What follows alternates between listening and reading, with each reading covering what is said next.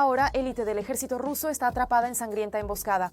Venganza de los nuestros, las fuerzas especiales rusas fueron aniquiladas, los mejores oficiales reducidos a polvo. El Kremlin da la alarma. ¿Quién detendrá a las fuerzas armadas de Ucrania? Esto pone al ejército de Putin de rodillas. Se quedarán impactados cuando escuchen cómo los nuestros los derrotaron cerca de Chernígov.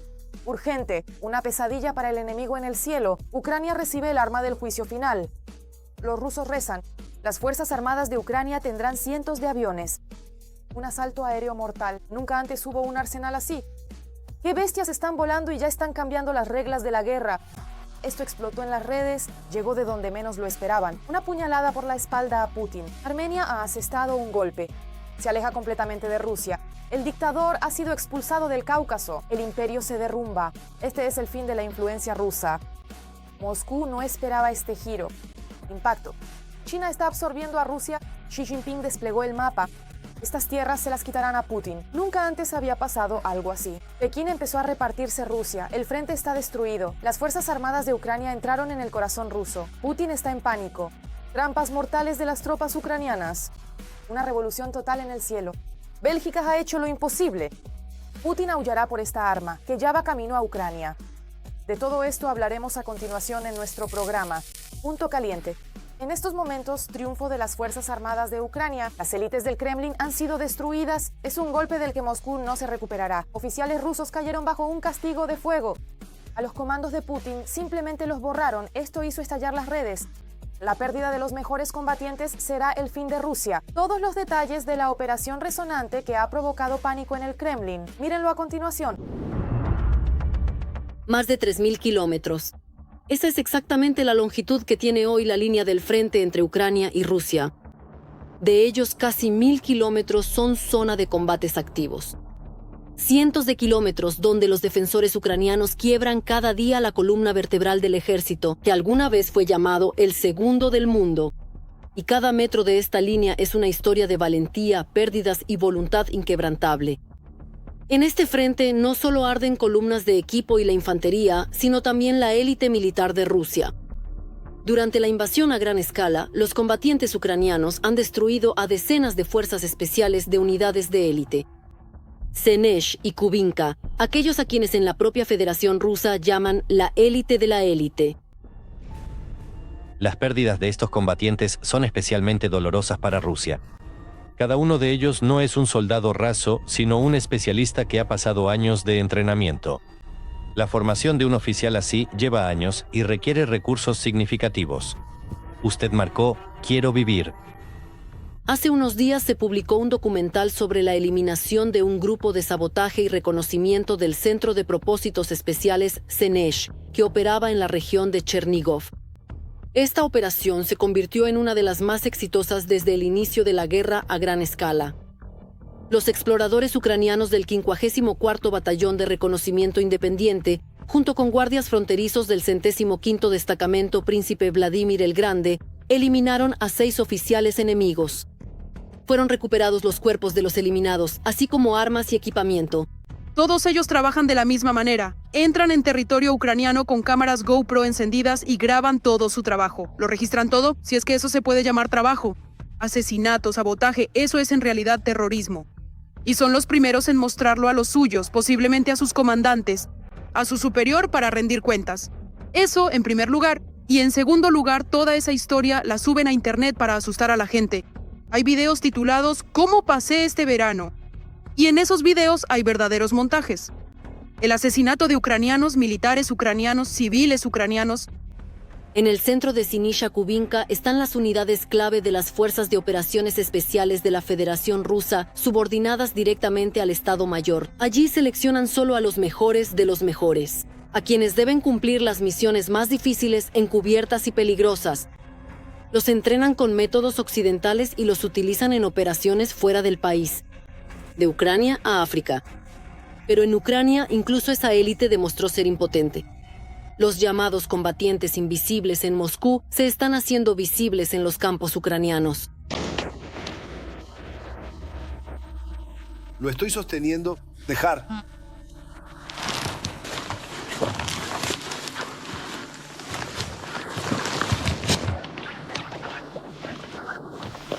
Según el proyecto Quiero Vivir, durante la guerra, Ucrania eliminó al menos a 58 combatientes de las Fuerzas de Operaciones Especiales rusas del GRU y el FSB. Para el ejército enemigo, estas no son solo bajas, es un golpe al núcleo del personal, a aquellos que debían realizar el reconocimiento, coordinar operaciones y preparar nuevos actos de sabotaje. Y mientras la propaganda rusa sigue hablando de armas de alta precisión y del profesionalismo del ejército, la realidad es completamente diferente. A lo largo de más de 3.000 kilómetros de frente, Ucrania no solo mantiene la defensa, sino que también elimina metódicamente a aquellos que el Kremlin considera intocables. Y por mucho que la Federación Rusa continúe con esta agresión, las fuerzas de defensa darán siempre la misma respuesta. Ningún invasor quedará vivo en tierra ucraniana. Impulsos celestiales de Ucrania. Las fuerzas de operaciones especiales reciben aviones y helicópteros mortales. Esto nunca había pasado. Un aluvión de armas de los aliados. Este es el triunfo de Ucrania. El cielo se está convirtiendo en una pesadilla para los rusos. ¿Qué máquinas de combate ya están listas para despegar? ¿Y cómo cambiarán las reglas de la guerra? Míralo ahora mismo.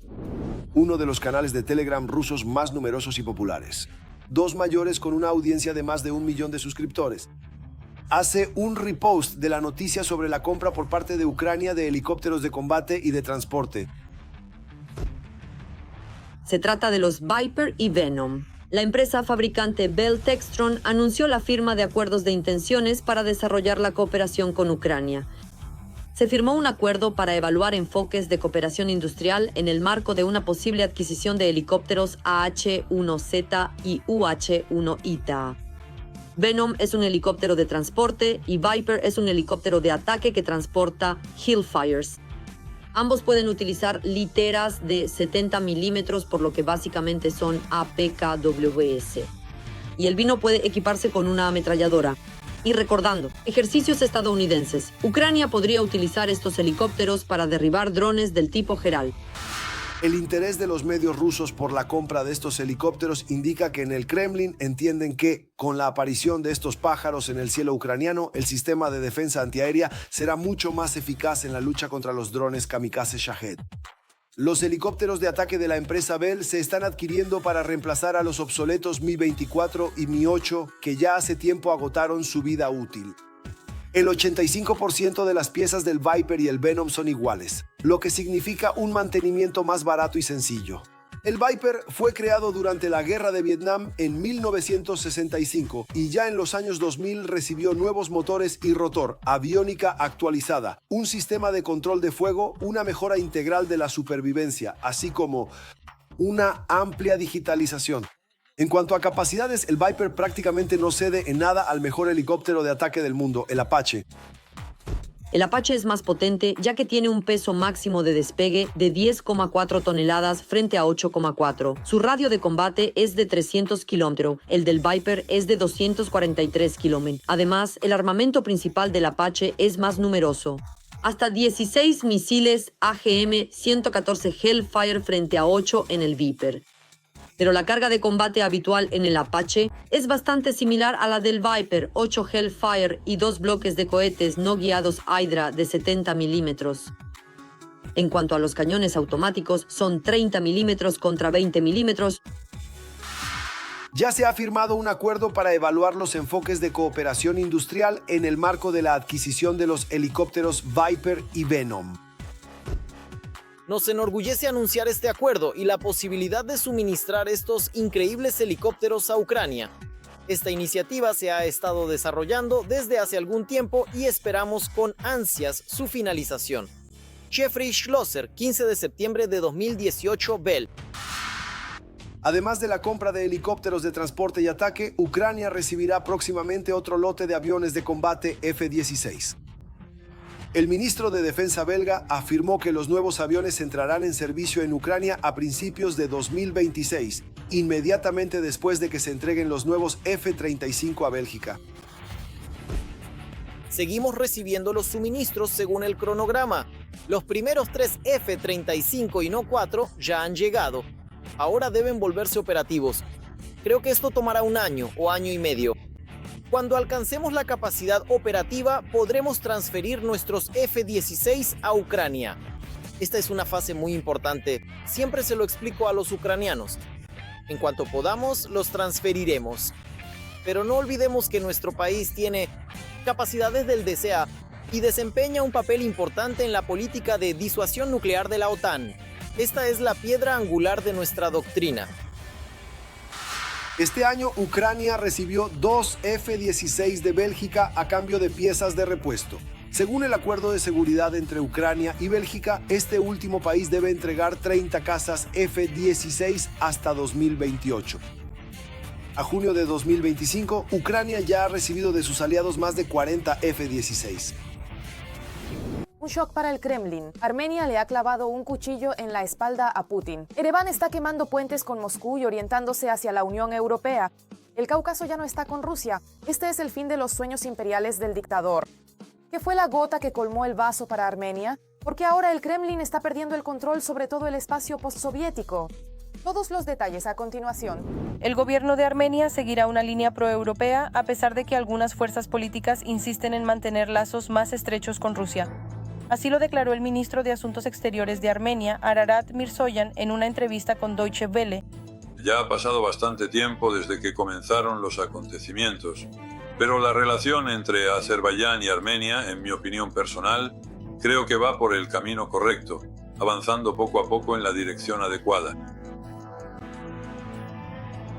Y aquí se están llevando a cabo negociaciones muy serias y ya para principios de este año se había alcanzado un acuerdo de principios sobre los puntos principales del Tratado de Paz entre Azerbaiyán y Armenia. Asimismo, Mirzoyan habló sobre las negociaciones con Azerbaiyán y el inicio de la delimitación de la frontera común entre Armenia y Azerbaiyán. Y luego, en agosto de este año, por iniciativa del presidente Trump, se celebró en Washington una reunión entre los líderes de Azerbaiyán y Armenia en la que se firmaron documentos y declaraciones muy importantes, entre ellos se rubricó un documento sobre la paz entre Azerbaiyán y Armenia. Por primera vez en 35 años se llevó trigo kazajo desde Azerbaiyán a Armenia. El presidente de Azerbaiyán, Ilham Aliyev, también habló de una buena tendencia hacia la paz. El primer ministro de Armenia, Nikol Pashinyan, aseguró que Armenia está técnicamente lista desde hoy para garantizar el tránsito de camiones de carga a través de su territorio desde Turquía hacia Azerbaiyán y en sentido inverso. Y literalmente ayer, el líder de Azerbaiyán, el jefe de Estado de Azerbaiyán, declaró que Azerbaiyán abre oportunidades de tránsito a través de su territorio para Armenia, y luego nos familiarizamos con la declaración de la parte armenia. El líder de Armenia declaró que el territorio de Armenia también está abierto para el tránsito de mercancías desde varios países hacia el territorio de Azerbaiyán. El jefe del Ministerio de Asuntos Exteriores de Armenia habla de Rusia como el principal socio en economía y comercio, pero al mismo tiempo el político señala que hubo muchas cuestiones sobre las que Armenia y Rusia llegaron a un acuerdo. Pero en muchos otros temas los países aún no han llegado a una opinión común. La democracia es nuestra elección. Estamos profundizando las relaciones con la Unión Europea, con los Estados Unidos de América, es decir, con nuestros socios estratégicos. La cooperación con otros países es nuestra elección soberana, nuestra decisión. Así que, o los socios normales se respetan mutuamente y respetan las decisiones de cada uno, o esa asociación necesita renovarse. Según Ararat Mirzoyan, sin esperar la presentación de una solicitud oficial ni la respuesta de la Unión Europea, Armenia ya ha comenzado a trabajar con ella, profundizando significativamente las relaciones bilaterales. Además, se están negociando varios documentos nuevos. Se han completado los trabajos sobre el nuevo programa de asociación. Se firmará en los próximos 3 meses. Choque. China está conquistando territorio ruso. Mientras el Kremlin está ocupado con la guerra en Ucrania, el Medio Oriente pasa a manos de Pekín. Putin lo está perdiendo todo. Está sucediendo lo increíble. Ha irrumpido Xi Jinping. Rusia quedará dividida. ¿Qué está ocurriendo realmente entre bastidores y qué amenaza todo esto al Kremlin? Todos los detalles impactantes en el reportaje. Rusia está perdiendo el Lejano Oriente. No oficialmente, pero en la práctica. El Lejano Oriente, sin ninguna exageración, se ha convertido en el factor más importante para fortalecer la posición de Rusia en el mundo. Nuestro buque insignia en la nueva realidad económica global. Mientras el Kremlin está ocupado con la guerra, la región se reparte con China y Corea del Norte. Yo lo llamaría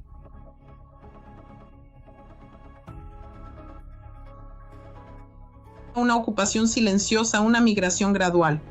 Por ahora, el control sobre el Lejano Oriente sigue en manos de Moscú, pero allí hay cada vez más chinos y juegan un papel cada vez mayor en la economía. Bueno, como quien dice, hoy juegan un papel importante en la economía y mañana jugarán un papel importante en la política. Más de 1 billón de rublos en inversiones provenientes de China. Suena como ayuda, pero todo gira en torno al comercio, no al desarrollo de la región.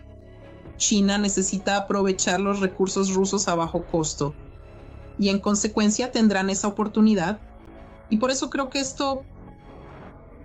la dependencia económica de estas regiones respecto a China seguirá aumentando cada vez más. Además, los chinos hace tiempo que ya no son huéspedes en Rusia. Vladivostok simplemente no es necesario. Hay que entregárselo a los chinos. Eso es lo que quieren hacer. Los chinos realmente pueden simplemente entrar y ya está. Nadie aquí va a resistirse. No habrá nadie que pueda resistirse ni con qué hacerlo. Según diferentes estimaciones, hasta 2 millones de personas viven desde Vladivostok hasta los Urales. Se llama poblar estos territorios con chinos y de diferentes maneras. Esto incluye tanto a los propios migrantes como a los matrimonios mixtos, de los cuales nacen hijos y en consecuencia cada vez más y más. Estas regiones se están volviendo cada vez más vinculadas a China.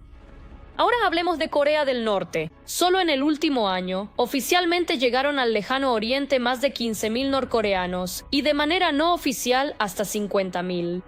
Y eso aún no es el límite. Ya se han solicitado 153.000 nuevos contratos laborales. Hoy en día en Rusia no hay suficiente mano de obra propia porque mataron a mucha gente en la guerra y en consecuencia los problemas demográficos siguen existiendo. Por eso sí no hay suficientes trabajadores propios y Corea del Norte, en este sentido, es un excelente proveedor de mano de obra porque la gente es disciplinada y en consecuencia sabe marchar en formación en todos los sentidos de la palabra. Es decir, resulta que Moscú entregó la región para un uso temporal. ¿Pero por qué? Putin necesita personas a las que según él sea fácil controlar, no importa, aunque no sea él directamente, sino a través de otros. Por eso está convencido de que estas personas no harán una revolución, no protestarán contra las acciones de Moscú. Le parece que son personas muy convenientes y que sería bueno que Rusia estuviera poblada precisamente por este tipo de personas tan convenientes. Porque con los propios nunca se sabe lo que puede pasar. Pero todo tiene un precio. Y cuanto más tiempo cierre los ojos el Kremlin, más importante se vuelve la pregunta de quién gobierna realmente el Lejano Oriente. En realidad, hoy en día, por supuesto, Rusia es un vasallo de China, que en realidad es utilizado por el gobierno de China principalmente para ejercer presión política, económica y diplomática sobre Europa. Y entendemos claramente que el enfrentamiento global, por supuesto, no es simplemente entre Rusia y la OTAN, sino que en realidad se trata de una competencia estratégica mucho más amplia y compleja entre China y Estados Unidos, así como entre China y Europa. En este caso particular, la Rusia de hoy, en el contexto actual, juega un papel significativo en este escenario internacional. Es como un perro guardián que obedece todas las órdenes de su amo. Bueno, ¿y qué pasará después? ¿El Lejano Oriente aún puede volver bajo el control real de Moscú o por el contrario? La influencia de China y Corea del Norte solo seguirá creciendo. La influencia de China y Corea del Norte solo va a aumentar. Y en consecuencia, China decidirá por sí misma si necesita asumir legalmente todo esto bajo su control. O si basta con tener, digamos, hoy un control económico total y mañana ese control será completamente político. Parece que, mientras Putin se concentra en apoderarse de territorios ajenos, poco a poco está perdiendo los suyos. Y lo irónico es que estos territorios ni siquiera los están tomando los enemigos, sino los aliados del Kremlin. Urgente. La guerra al límite. El frente está cediendo. Los rusos sufren pérdidas catastróficas mientras las Fuerzas Armadas de Ucrania colocan trampas mortales. Los ocupantes están bajo la mira, la maquinaria arde y la máquina militar de Putin se desmorona. Al mismo tiempo, las Fuerzas Armadas de Ucrania irrumpieron en el corazón de Rusia. Las regiones arden. ¿Qué está ocurriendo en el frente justo en estos momentos? Todos los detalles a continuación.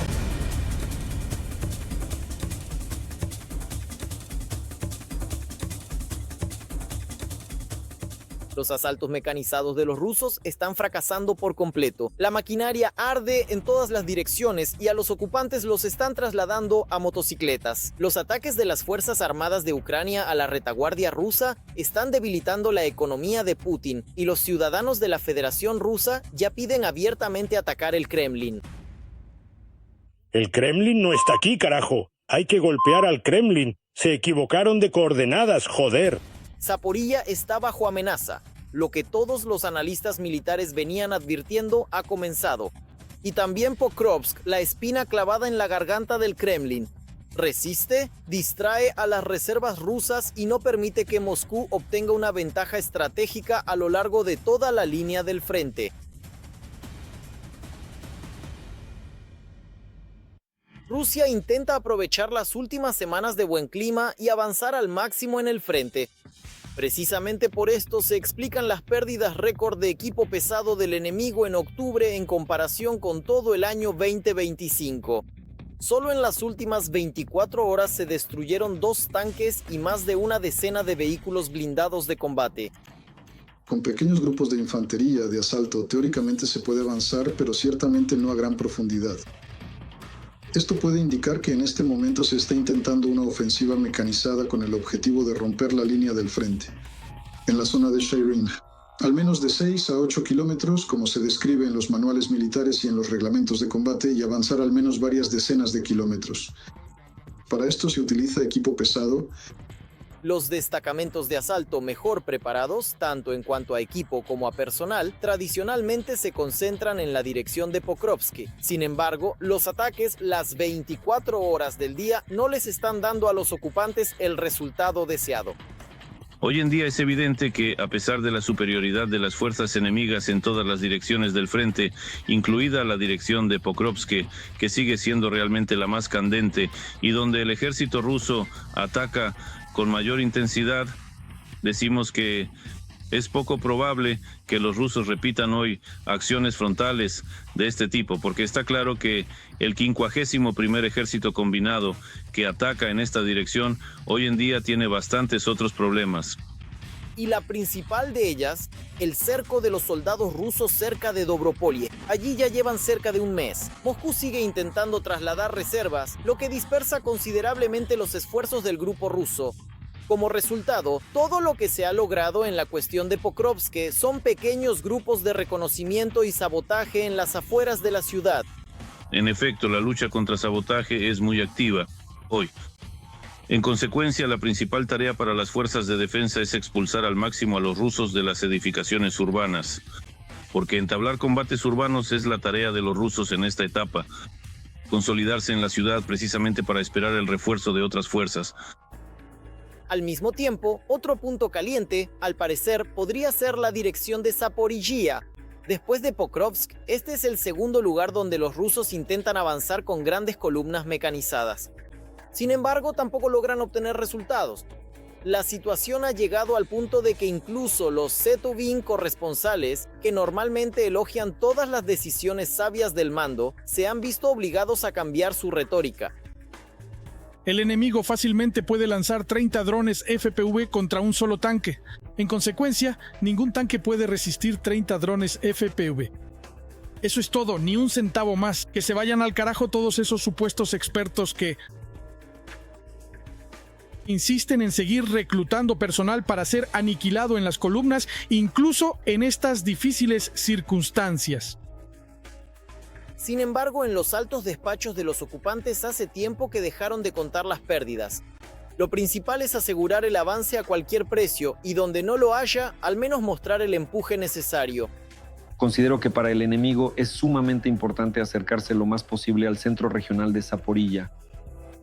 El control sobre este asentamiento no solo le permitirá a Vladimir Putin declarar que controla toda la región de Zaporilla, sino que también destruirá seriamente la infraestructura. En primer lugar, la industria de este centro regional en el sur de la región de Zaporilla. Existe una distancia bastante grande entre los asentamientos. Esto significa que el enemigo tiene la posibilidad de maniobrar con sus fuerzas y medios. Al mismo tiempo, las maniobras hoy en día están dirigidas en su mayoría al control de la logística ucraniana. De hecho, un gran centro de armas en forma del centro regional permite a las Fuerzas Armadas de Ucrania suministrar rápidamente municiones y reservas. En el sector de Poltavka-Malinovka, Uspenovka, la infantería rusa realiza asaltos regulares, usando principalmente convictos y otros elementos indeseables. La logística es similar a otras direcciones. Las Fuerzas Armadas rusas buscan controlar todas las rutas de transporte, organizando carruseles para drones FPV, incluso usando óptica. Sin embargo, los intentos de atravesar rápidamente la zona de muerte a veces terminan en situaciones curiosas como, por ejemplo, esta autodestrucción contra un vehículo dañado. Se dirigían al ataque, pero debido al humo de las granadas de humo no vieron el vehículo blindado dañado o chocaron contra él, uno tras otro. Al mismo tiempo, la resistencia activa continúa también en la retaguardia rusa. Así, por ejemplo, un ataque con drones y misiles de crucero Storm Shadow ocurrido la víspera, al parecer ha detenido para siempre la planta química de Briansk. Se están precisando los resultados del ataque, pero según los canales de monitoreo, la planta ha sido destruida por completo. En los canales de Telegram se publicaron fotos de las colas de los misiles esparcidas por los alrededores. La planta química de Briansk es un componente importante del complejo militar industrial de la Federación Rusa. En esta empresa, los ocupantes producían pólvora, explosivos y componentes para el combustible de misiles. Por cierto, los ataques ucranianos contra los objetivos del complejo militar industrial ruso parecen haber cansado tanto a los rusos que, finalmente, empiezan a entender dónde se encuentra realmente la fuente de todos sus problemas. El Kremlin no está aquí, hay que golpear al Kremlin. Se equivocaron de coordenadas y, para terminar, una historia maravillosa del SBU. Después de ver otro video propagandístico sobre aviones ligeros rusos para interceptar drones, en el servicio de seguridad decidieron grabar su propio video. Los especialistas copiaron fácilmente las coordenadas y la siguiente ruta de los drones ya fue trazada hacia ellos. Una actualización explosiva. El cielo ucraniano se prepara para una verdadera revolución. Decenas de luchadores cambiarán el equilibrio de poder. Bélgica hizo lo impensable. Estos aviones ya están volando hacia Ucrania. Quedarás sorprendido cuando escuches todos los detalles. Mirar. Los F-35 llegaron a Bélgica. Los aviones fueron traídos directamente desde Estados Unidos, donde pilotos belgas llevaban varios meses entrenándose. Ahora los F-35 comenzarán la fase de evaluación operativa e integración antes de entrar en servicio el próximo año. El F-35 es uno de los mejores en su clase. Además, el F-35A es portador de armas nucleares.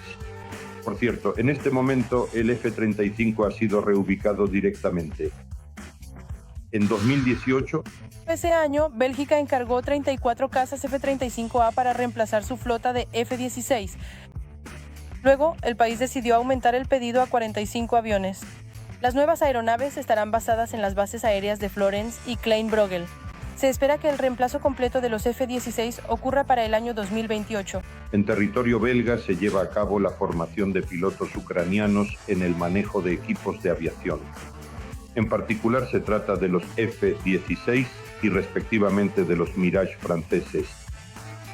Por lo tanto, podemos decir que el programa de rearme de la Fuerza Aérea de este país coincidió con los programas de asistencia técnico-militar de nuestro país. En el momento de la transferencia no solo se entregan los F-16, sino también toda la nomenclatura de armamento que se encuentra en los almacenes del ejército belga. El gobierno de Bélgica ha declarado en repetidas ocasiones que los plazos de entrega de los F-16 belgas a Ucrania dependen de la recepción de nuevos aviones. F-35 para las Fuerzas Aéreas belgas. Este es un programa de modernización de las Fuerzas Aéreas de Bélgica que preveía la sustitución de los F-16 obsoletos por F-35. Cabe señalar además que la parte belga declaró que entregaría los F-16 para las necesidades de Ucrania, incluso antes de la llegada de los F-35. Y hay que destacar que la parte belga cumplió su palabra. Bélgica tiene la intención de entregar hasta 30 F-16 a Ucrania antes de 2028, lo que convertirá al país en el mayor donante de aviones de este tipo. En abril de 2025, el primer ministro de Bélgica, Bart De Wever, anunció que Bélgica entregaría a las Fuerzas Aéreas de Ucrania 2 cazas F-16 ya en 2025 y otros 2 al año siguiente. Esta no es la primera ayuda de Bélgica a Ucrania. En mayo de 2025, los belgas prepararon para nuestro país un paquete de ayuda por valor de 1.000 millones de euros. Incluye equipo militar y armas, más de la mitad de los cuales son de origen belga. Anunciamos un paquete de 1.000 millones de euros para 2025. Y cada año destinaremos 1.000 millones de euros para necesidades de defensa. En abril de 2024, Bélgica destinó alrededor de 200 millones de euros a la iniciativa de Alemania para la compra inmediata de sistemas de defensa antiaérea para las necesidades de las Fuerzas Armadas de Ucrania. En mayo de 2025, Bélgica también anunció y entregó a Ucrania 20 sistemas de defensa antiaérea Cerberus modernizados como parte de la ayuda militar. En 2024, Bélgica se unió al programa checo de transferencia de proyectiles de artillería de calibre 155 milímetros para las necesidades de las Fuerzas Armadas. En ese momento, la parte belga destinó alrededor de 200 millones de euros para financiar este programa y adquirió aproximadamente 50.000 proyectiles para las necesidades de las Fuerzas Armadas de Ucrania. Además, la parte belga anunció y entregó a la parte ucraniana un Caesar de artillería por un valor de 12 millones de euros, cada uno de ellos. Bélgica también está invirtiendo en la formación de especialistas ucranianos en mantenimiento técnico en el marco de la coalición F-16, en colaboración con la industria de defensa belga. El país apoya el lanzamiento de la producción de cohetes de 70 milímetros en Ucrania en colaboración con empresas locales. Se informa que Bélgica entrenará a pilotos ucranianos de F-16, preparará tripulaciones de futuros artilleros, zapadores y llevará a cabo formación en desactivación de artefactos explosivos. Eso es todo por ahora. Para más noticias candentes del frente, véanlo en la próxima edición.